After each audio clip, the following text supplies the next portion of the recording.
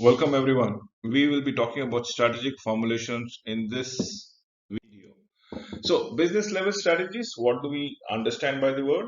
Business level strategies refers nothing much to a set of moves, set of action, in fact, a combination of moves and action, which are taken with an aim of offering value to the customer in lieu of certain benefits, right? And that is what we are looking into it.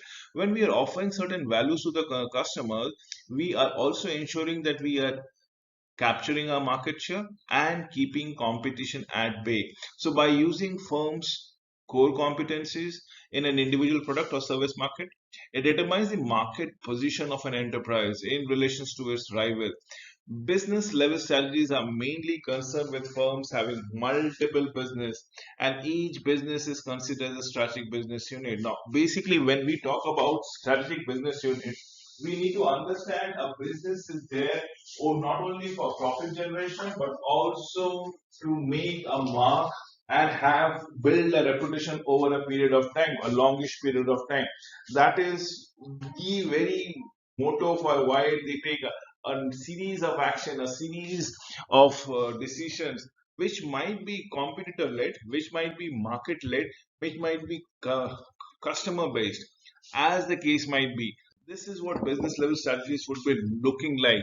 See, what are we doing it on an x axis? We are building up the competitive advantage, whereas the target market is plotted on a y axis. Where the competitive advantage is either uniqueness of the product or niche product or cost. So if it is a cost and the target market we are looking into, it is a cost leadership, right? We are offering the best product at the cheapest price of cost. But when it is a differentiation or uniqueness, so we are looking at differentiated products in terms of cost, in terms of quality, in terms of, so for every price band there is a segmented market, and for every segmented market you have a desired quality thereby. Similarly, for absolutely narrow market, these were the things which were about talking about the broad market scenarios. But in cases of narrow market scenario, we are looking at focused cost leadership. Again, it is all about the market, the people, the taste, the requirements, and thereby what kind of affordability that those niche people are going to go around it. And then, if it is a focused uniqueness or first focused distinctiveness, we are looking at this product scope. We are looking at the market to find out what suits them, what attracts them. Now, this might be a niche product altogether. And we can have a combination of all these strategies as in an integrated cost leadership. So, dynamics of business level strategies are all about how a business is performing, what it has developed over a period of time, how it has developed it, can anything be bettered around it for future performances? The approach emphasis is on building and sustaining the resources, the capabilities needed to succeed as on when on basis. So we are talking about strategy dynamics. Focuses over a span of time. Now, the dynamics, if you look into it, it can be the price option, it can be the cost option, it can be the differentiation that we look into it. Now, what are we actually looking? We are taking care of competitors, we are taking of the market demand. So, based on the market demand, are we going to price a product? Based on the industry competitiveness, are we going to cost a product? Probably. Is it the differentiated product that the market is going to lap it up? We need to be have built the comprehensive functional level strategies to lower cost. If this was business level strategies, what exactly is meant by corporate level strategies? The corporate level strategies can be instrumental in outlining your company's goal for the following year. You need to break down all steps that makes it clear to all your employees the path they are supposed to take. The type of corporate level strategies you select can be the indicators of company's financial success, and the method that they take to generate profits thereby. This is what we are entrusted with. So corporate level is instrumental in a goal, company's goal for the following year. And believe me or not, those goals can be broken down into small milestone. And this type of corporate strategies can be an indicator whether the company is doing on the right path or not. So characteristics, let us understand. When you're considering corporate level strategies, you need to keep those characteristics in mind. For example, the diversification. For example, the forward or probably backward integration, horizontal integrations, profit turnaround, divestment, market penetration, liquidation. Liquidation means basically having cash in hand. Liquidation means basically probably hiving off certain businesses which are not doing good. Concentration, on the other hand, would be accumulating businesses and probably focusing on the businesses that are doing wonderfully well for yourself. Investigation in things like that, in which certain business were doing good but off late not showing the similar performances, despite the fact that the competitors are doing wonderfully well, despite the fact that the market share has not been shrunk. So these are the things that you need to have an investigation, and probably the corporate level strategy can also be the milking strategies, or as a no change strategies, as on when ongoing, whatever is happening, let it go around it because things are moving in the proper direction. So types of corporate level strategies. There are basically four types of strategies, of which the fourth strategy is a combinations of stability strategy, expansion strategy, and retrenchment strategies. Did I say four strategies? Combination strategy itself is one of those strategies. So stability strategies comprises of no change strategies, as in milking strategies. I've said it out. Pause, proceed with caution strategies, and profit strategies. On the other hand, the expansion strategies will all about concentration, integration, diversification, cooperation. Now it can be organic in nature, it can be inorganic in nature. When we are merging with another organization willingly, probably it is organic, but when we are acquiring an organization, despite some certain kind of reservations from the other organization per se, we are inorganically growing. So basically, we are growing. Retrenchment strategies is just shrinking ourselves of business operation. This might mean the business operation is shrinking, so we need to reinvigorate the business in terms of turnaround strategies.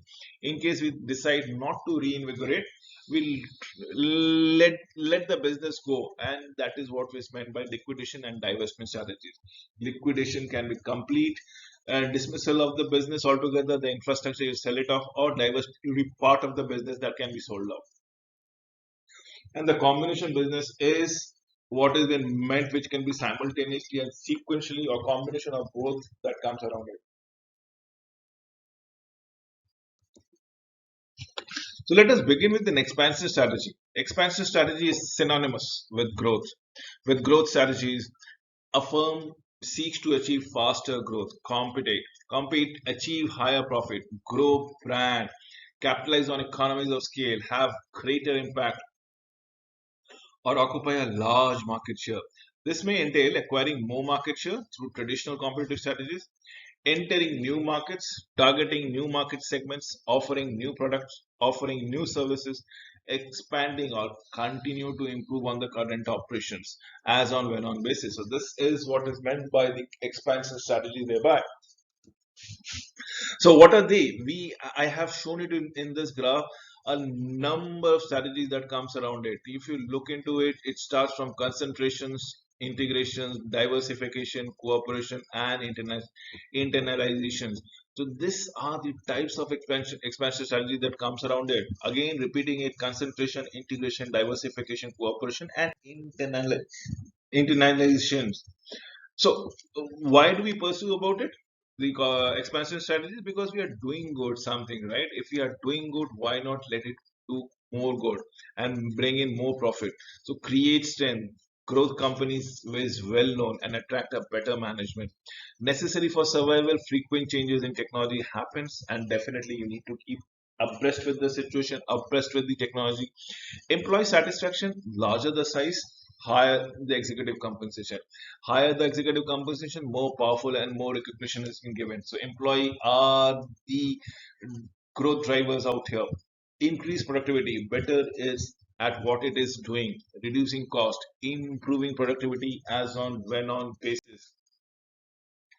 Stability strategy. What is a stability strategy? So, if we have understood the growth strategy, let us move to the stability strategy. It, as the name implies, a stability strategy is nothing but to seek to maintain the operation, market size, and position, not lose ground at any cost. This strategy is characteristic with small risk factor. Small risk averse firms or firms operating in a very precarious market that is comfortable with its own current position. Absolutely, yes, they don't want to lose ground, but at the same time, they don't want to take an extra risk altogether. So they would love to be a little bit accommodative at the same time. Much more defensive. So, type of stability strategies will be no change strategies, pause strategies, modest growth strategies, sustainable growth strategies, and profiting strategies, as the case might be. So, yes, we are talking about pause, as in doing nothing. No change strategies, absolutely yes. We are not even increasing the market share, nor increasing the product line. Modest growth strategies, we are just about absolutely minimally. We are looking at some kind of enhancement, nothing much. It's very incremental in nature. Sustainable growth strategies and profit strategies, as the case might be. Advantage: the firm successfully runs the objectives probably achieved, and there is a satisfactory performances. Why? Because expectations are mellowed down and we are going as per plan. Nothing big or nothing detrimental is going to happen. A stability strategy is always less risky unless the conditions are really bad. When pursuing this strategy, there is no disruptions of routine work, most suitable in the short run, as the case might be. Now, let us come to the third varieties of strategies, as in retrenchment strategies. Redemption strategy seeks to restructure, probably sell, or otherwise divest a business unit. The purpose is to reduce cost, streamline operation, and stabilize cash flow. The three major types of retrenchment strategies are turnaround strategies, divestment strategies, and liquidation strategies, as the case reflects. I again repeat: turnaround strategies, divestment strategies, and liquidation strategies. So, types of retrenchment are turnaround, has been already been stated, divestment and liquidation. Now, what are its challenges? Remember, retrenchment strategy is a strategy that is geared towards reducing the expenditure, withdrawing of products and services from the market to reduce the size of diversity. Retrenchment strategy is also known as downsizing and cutback initiative. The main challenge that are associated with retrenching are as follows: growth decline, smaller workforce, inability to meet customer demand with a smaller workforce, lack of diversity, decrease in profitability, as the case might be. If you look out here, we are trying to give anything and everything to you always. So, yes, the main challenges is decline in growth, smaller the workforces, inability to meet or service the customer expectations with a smaller workforce, lack of diversity, and decrease in profitability. So, what does we do now as a group? So, can we diversify? Can we come up with certain kind of alliances, certain kind of partnership or strategies thereby? So, diversification is a business development strategies in which a company can develop new products, new service, or probably even enter a new market beyond its own existing one. Diversification strategy can kickstart a struggling business, or it can further extend the success of an already highly profitable business. There are four keys. Reason why a business actually adopt a diversification strategy. They are: the company wants to have much more revenue, much more profitable. The company wants to uh, lessen economics risk. Right? How do you lessen economics risk? Is economies of scale, building upon capacities, enhancing strong entry barriers. Companies' core business might be at decline, probably, and thus they are looking at different avenues, perhaps to actually pep up their revenues altogether. The company wants to exploit the potential and its synergies thereby. So, diversification strategies, alliances.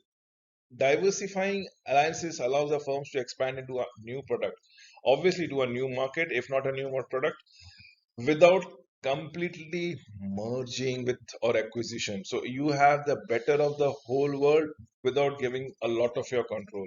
Provide some of your potential synergistic benefits of a merger and acquisition, but with much less and little less risk, if I may say so, and a greater deal of flexibility in case the partnership, in case the the venture doesn't works, the joint venture doesn't works, you can always take a step back and move out from the ventures altogether. permit a test whether a future mergers with the partners would be beneficial for both of them. So the role of diversification. Now, what does the major role in a large firm? Product diversification concerns the scope of an industry, markets in which the firm competes, how managers buy, how they create, how they sell different businesses to match skills, strength with opportunities presented to the firm as on when on basis. The scope of the industries, the managers, how do they buy, they create, they sell, is what motivates one to go for diversification. To enhance diversification, we need to increase our competitive strategic competitiveness, and that can be done only by economies of scope. Did I say so already? You build up an economies of scale altogether because it benefits you in the longer run. It um, helps you to attain customer satisfaction at the same time keep the competitors at a bay. So we are talking about sharing activities, we are talking about core transferring core competencies, and obviously market power is related diversification, blocking competitors to multiple point of competition. Vertical integration, as simply been stated, financial economies are efficient internal capital allocation, and probably the business restructuring take place then and there. So advantages and disadvantages of diversification. Let us count the advantages first. Let us count the blessings. Number one is the cost, economies of combined operations, economies of internal control, and economies of avoiding market. In terms of quality, we are tapping into the technology, probably enhancing our ability to differentiate. In terms of barriers, assured supply, assured demand vendors out there. Defense against lockout, yes, because we are diversified. Create barriers by controlling supplies, distribution, retail outlet. Now, if these are a blessing, what are the pitfalls thereby? Cost, it might not be cheaper to do it oneself, right? Definitely, yes. Especially if the suppliers have an economies of scale. So you might not be having the best of the deal. You might end up getting a raw deal. Increasing operating gearing, definitely yes. Dulled incentives, you might be putting in the work, but 100% of the incentives are not coming up. At best scenario will be 50-50 sharing that you have to do with your vendor. So capital investments are huge, probably huge, reduced flexibility to switch to a cheaper supplier. Now, once diversified, you are looking for a longer term contract. Quality is cut off from the suppliers and customers, reduced flexibility to switching other better suppliers, differing managerial requirements as on when on basis, barriers much more difficult to exit in an industry per se. Now, let us understand the combinations of related, probably unrelated diversification strategies. Dominant business firms, one of the major core business accounting for 50 to 80% of the revenue, with several small related, unrelated businesses accounting for the remainder. Narrowly diversified firms. Diversification includes not just 2 to 5 related or unrelated businesses. It might be have a newly diversified firms altogether. Broadly diversified firms includes either related, in most of the cases unrelated businesses, or perhaps a blend of both. So dominant business is where the major accounting comes from a single business. Narrowly diversified firms will have approximately 2 to 5 related or unrelated businesses. Broadly diversified mostly comes from unrelated businesses or probably a blend of related and unrelated. But multi-business firms is all about diversity portfolio into completely unrelated groups of related business altogether. So with this, we come to the very last slide altogether, and I've taken this slide from careercliff.com. The diversified strategies, the advantages and the cons, the disadvantages. It eliminates the cyclical natures of standard economy is the advantages. There's always an unpleasant surprise. Advantages, certain investment, and I'm talking about pleasant surprises, right? Certain investment make diversification easy for casual investor. Diversification helps the maximizations of the use of potential underutilized resources. Growth is based on expertise of others. It provides the movement from activities which might be declining over a period of time. So that needs to be understood. Then comes the cost. It naturally limits your growth. Yes, definitely. You are depending upon somebody else. Even in diversification, happens around it. Diversification is not foolproof. You might end up losing money. There are some ETF, equity traded firms, investment for diversification are too diversified altogether. This needs to be checked. There can be unexpected tax complications. Yes, definitely. There can be complexity to the investment process. Obviously, there can be political and legal influences which might not be very much in favor of the investor's life. So there are added advantages, there are disadvantages completely. So you need to take with a pinch of salt whether you should decide to diversify or go solo or get yourself merged or acquired as the case might be. Thank you once again for watching this video till the very end. I hope you are already clear with every level of strategy that comes around it. The strategy formulation was the topic for this video. Thank you very much.